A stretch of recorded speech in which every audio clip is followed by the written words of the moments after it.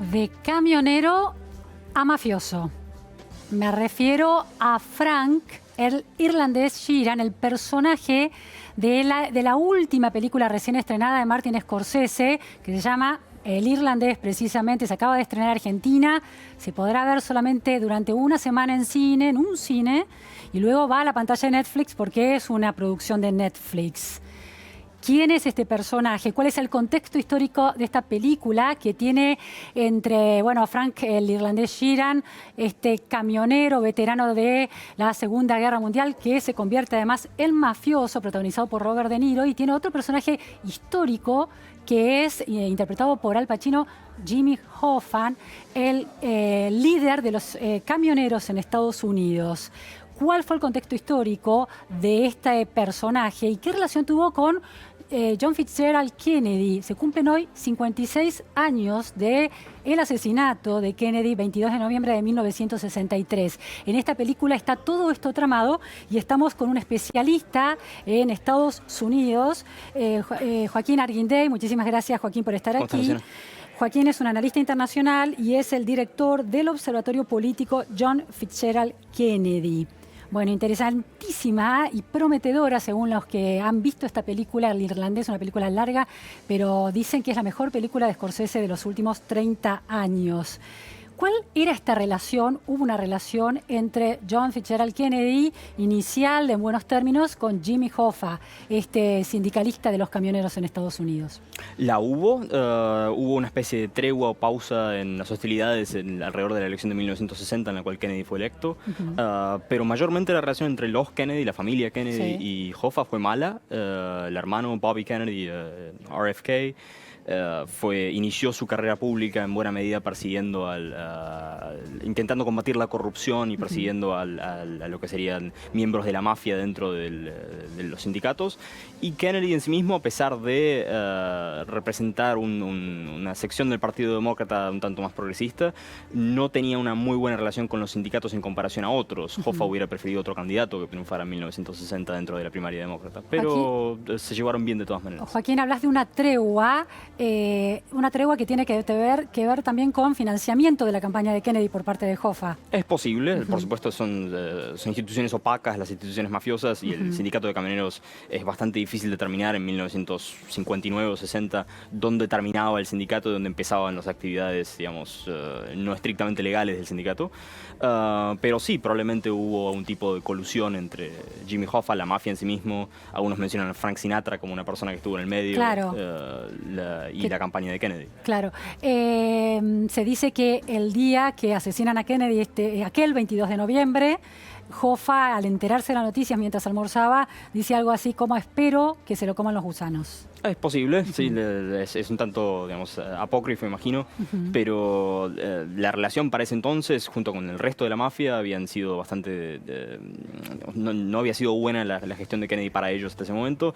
Particularmente Bobby, siendo encargado del Departamento de Justicia, había avanzado bastante contra el crimen organizado, principalmente porque luego, una vez que se convirtió en parte del Departamento de Justicia, empezó a comprender cómo lidiar con el crimen organizado. Claro. Y Estados Unidos en general empezó a darse cuenta que esta institución, que en buena medida había florecido luego de la prohibición, luego de los años 20 y 30, y que se había infiltrado dentro de un montón de instituciones digamos, importantes o populares, como los sindicatos, como un montón de otras cosas por fuera de los sindicatos, hubo que llegar un momento de confrontación con ellos. Y bueno, por supuesto, para quienes gustan de enviarse por esos recovecos, hay una conspiración que ata al asesinato de Kennedy en sí mismo con la mafia. Joaquín, en el debate presidencial entre John Fitzgerald Kennedy y Nixon, hay un momento en el que Kennedy se refiere puntualmente a Hoffa y se pregunta algo así como: ¿por qué está libre Hoffa todavía?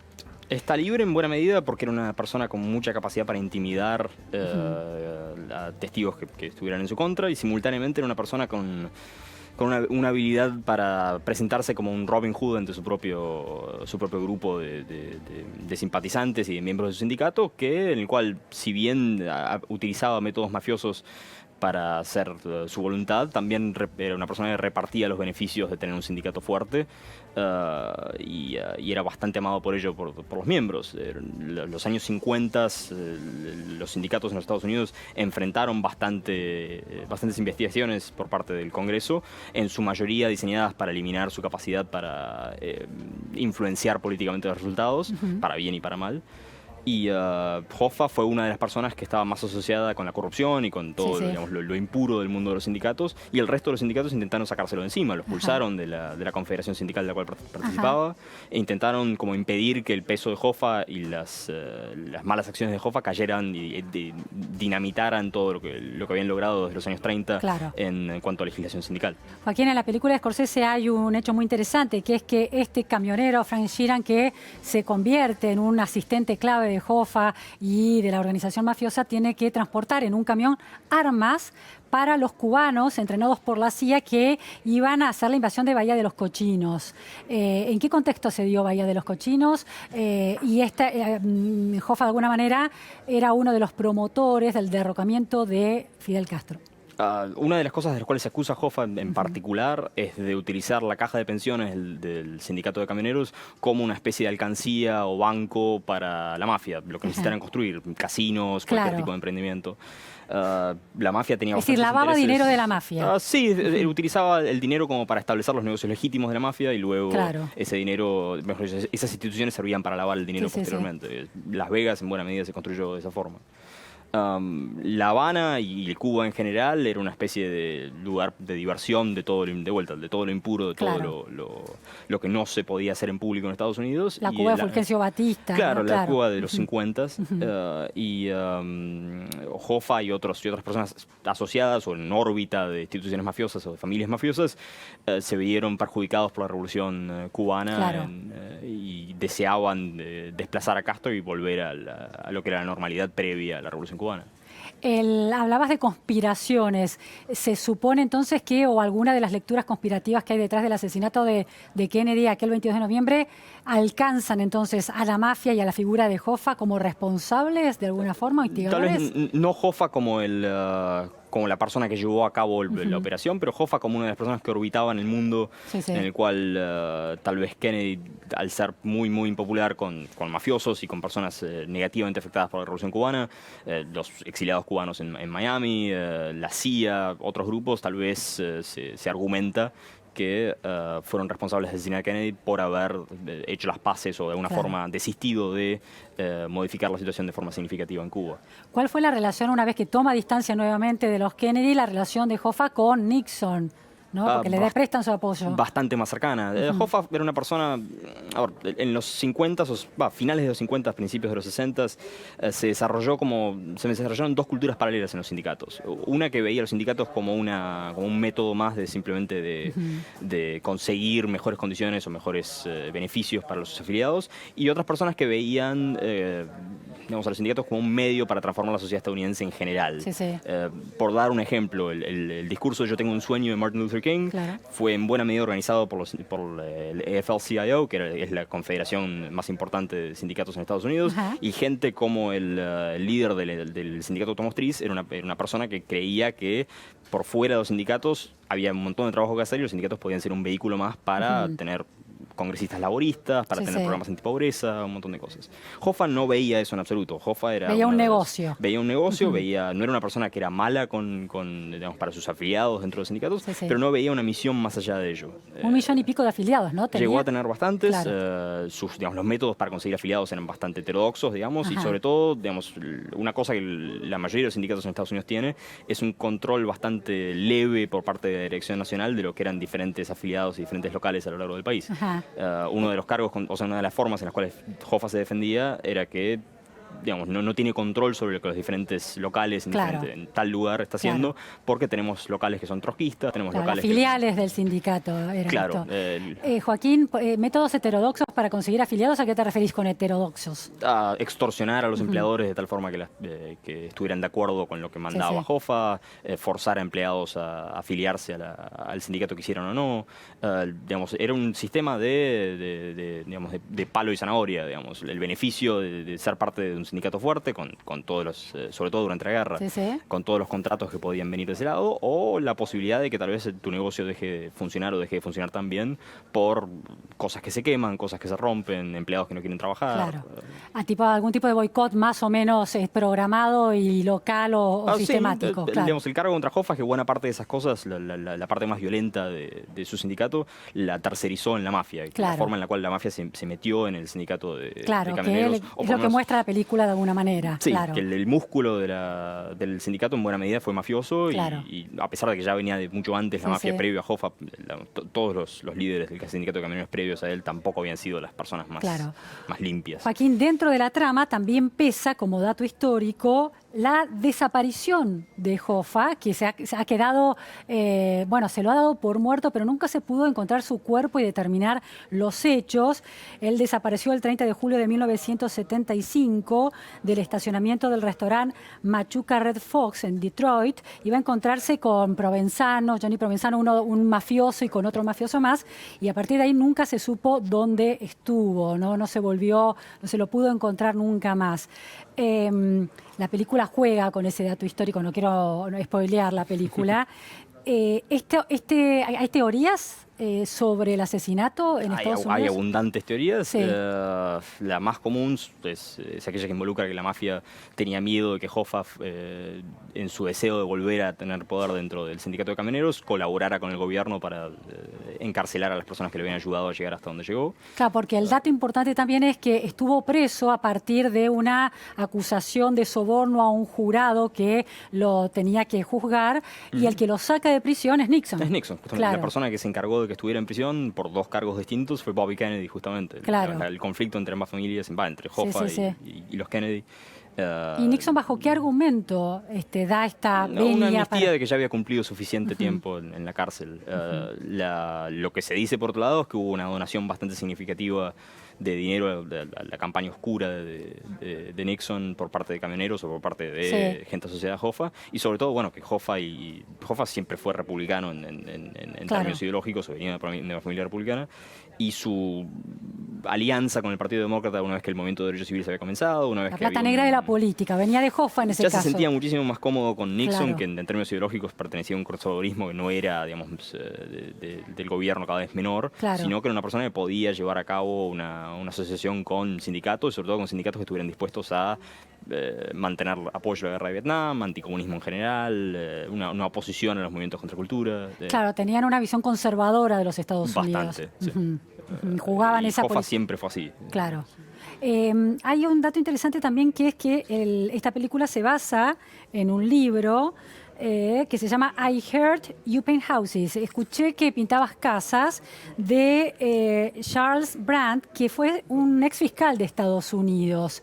Esto también tiene que ver con que si la mafia era investigada sistemáticamente a lo largo de los años, no importa qué gestión estuviera, por el sistema judicial, que estaba más o menos independizado de las presiones políticas y mafiosas, o también estaba atravesado por eso. No conozco los particulares del caso, pero creo que la mayor parte de la gente estaría de acuerdo que luego de la década del 60 más o menos, empezó a haber un giro hacia comprender que había realmente un sistema de crimen organizado inmenso y muy poderoso y muy rico. Claro. Y que en la medida que fue progresando eso, se llevaron a cabo juicios cada vez más espectaculares, o juicios cada vez más relevantes en términos de desarticular toda esa red. Y poco a poco, fue quedando un resabio de lo que solía ser. Y sobre todo, las condiciones bajo las cuales una comunidad inmigrante, una comunidad de hijos de inmigrantes, si buscaban a la mafia como una especie de institución de contención, dejó de ser necesario. De ascenso social, de alguna manera. En buena medida, claro, sí. Claro. Recordemos que el Hoffa y toda su familia, por ejemplo, fueron bastante pobres. A ver, ¿cómo es esa historia? La mayor parte, si mal no recuerdo, Hoffa, el padre era minero de carbón, si mal no recuerdo, y murió relativamente joven. Es una persona que entró a trabajar a los 14 años, entró al mundo sindical también a los 14 años.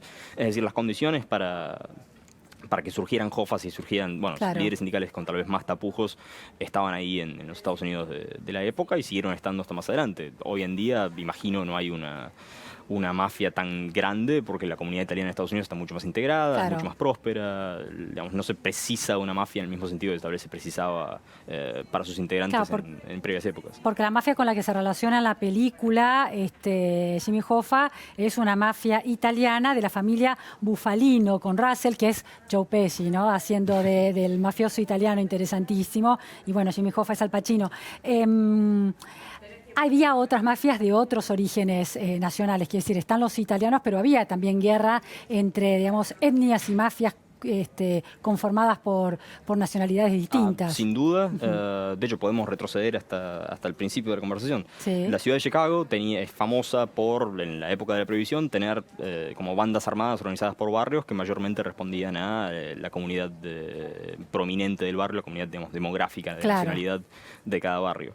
Y la persona que fue responsable en parte de coordinar la elección de 1960 para Kennedy en la ciudad de Chicago era el alcalde Daley, una persona bastante asociada también digamos, a métodos heterodoxos para conseguir votos y para hacer la heterodoxia estaba de un lado y otro del mostrador, evidentemente, ¿no? Exactamente. Y los Kennedy, esa aristocracia americana miraba un poco por otro lado, ¿no? Sin duda. En parte, uno puede argumentar también que el choque entre los Kennedy y alguien como Hoffa es el choque de gente que no tiene mucho que ver una con la otra, pero que están en una misma coalición política por motivos coyunturales. Pero sí, por supuesto, tenían bastantes cosas en las cuales están en desacuerdo. Hoffa siendo un hombre, digamos, de orígenes bastante humildes, siendo una persona más asociada a un conservadurismo cultural, en comparación con alguien como Bobby Kennedy, el cual provenía, digamos, de la crema de la crema en términos sociales y económicos, y que no estaba muy acostumbrado a cómo funcionaba un sindicato, ni para qué era, ni quiénes lo integraban. Joaquín, la última cuestión. Frank Sheeran, el irlandés, que se convierte en este mafioso muy efectivo como asesino a sueldo, es un veterano de la Segunda Guerra Mundial que ha estado en Italia, donde ha aprendido a matar. Se daba este trasvasamiento de los veteranos que volvían a la vida civil después de experiencias muy traumáticas, haciendo cosas impensables que no se hubieran imaginado en sus lugares de orígenes, al sistema de la mafia, esta mano de obra que necesitaba la mafia. Tengo entendido que sí, de vuelta no conozco los detalles del funcionamiento de la mafia estadounidense, pero recuerdo, tanto por sus descripciones culturales como por las descripciones reales de gente que estuvo ahí, que sí, que era bastante común de gente que fue a la guerra, que volvió y bueno, utilizó lo que había aprendido ahí.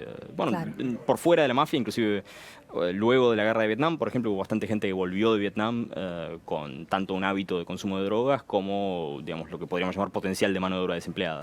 Gente con la habilidad para manejar armas y que necesitaba dinero para su consumo, y que produjo una racha de, por ejemplo, de robos de bancos, de violencia, de otras cosas. Imagino que si ocurriera una guerra en la cual había como mayor contención o mayor habilidad por parte del Estado de Bienestar para responder a eso, previo en la década del 40 debe haber sido todavía mayor eso. Muchísimas gracias, Joaquín Arguindegui, por reponer el contexto histórico de una película que tenemos muchas ganas de ver y que parece muy prometedora, la mejor película de Scorsese de los últimos 30 años. Gracias.